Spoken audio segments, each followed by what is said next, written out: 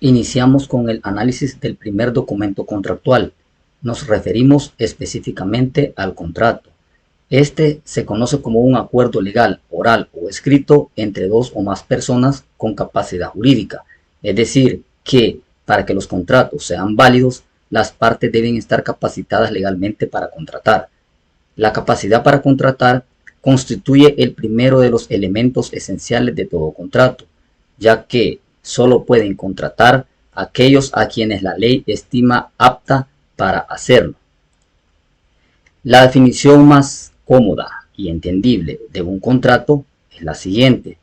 Es un documento que, de mutuo acuerdo, realizan dos o más personas y en el que se definen derechos y obligaciones de cada uno de los firmantes, contratante y contratista, regulándose su cumplimiento por las condiciones en él establecidas.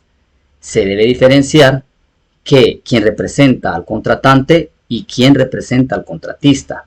El primero es quien contrata y necesita el servicio. En cambio, el segundo es quien es contratado y presta el servicio. Ambos son firmantes activos del documento que los regirá.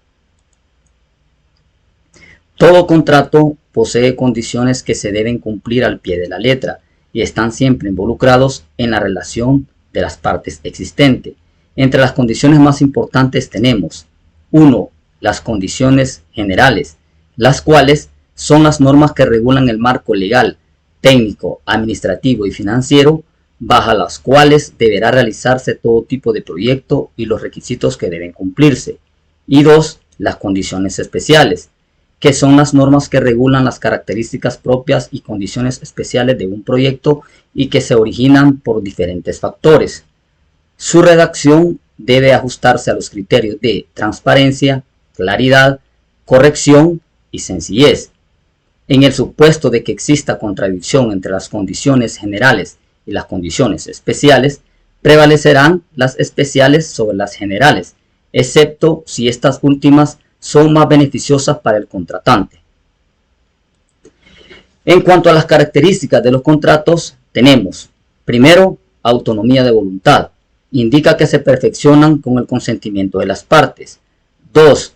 Efecto. Quiere decir que genera obligaciones y derechos. 3. Contenido, que genera las reglas o pactos a cumplir. 4. Forma, pudiendo ser oral o escrita. Y finalmente, 5. Responsabilidad, que no es más que el cumplimiento de las obligaciones. Estas características son propias de los contratos y deben existir siempre para que un determinado contrato se convierta en legal. Caso contrario, se pueden incurrir en nulidad de los mismos.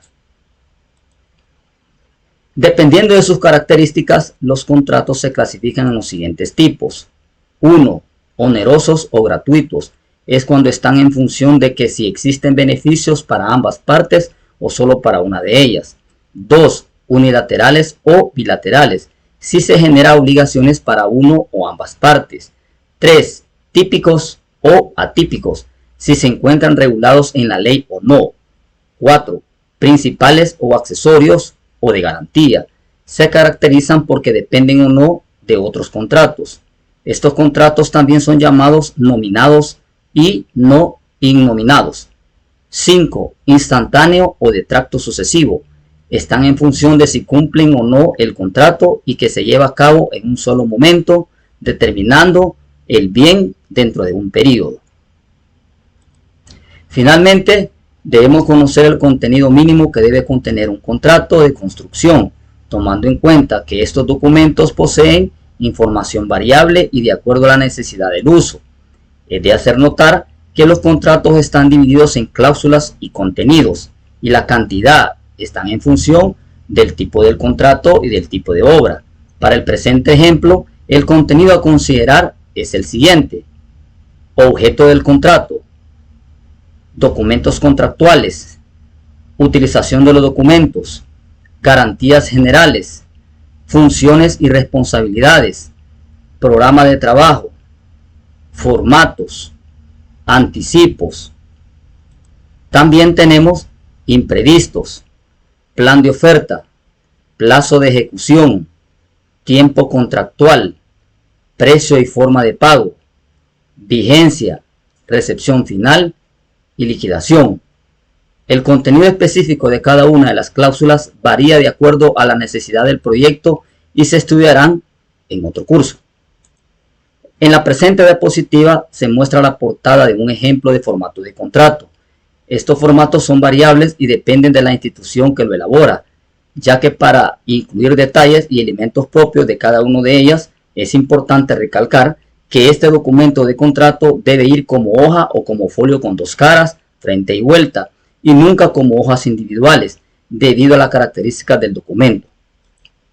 Continuamos con el análisis del segundo documento contractual.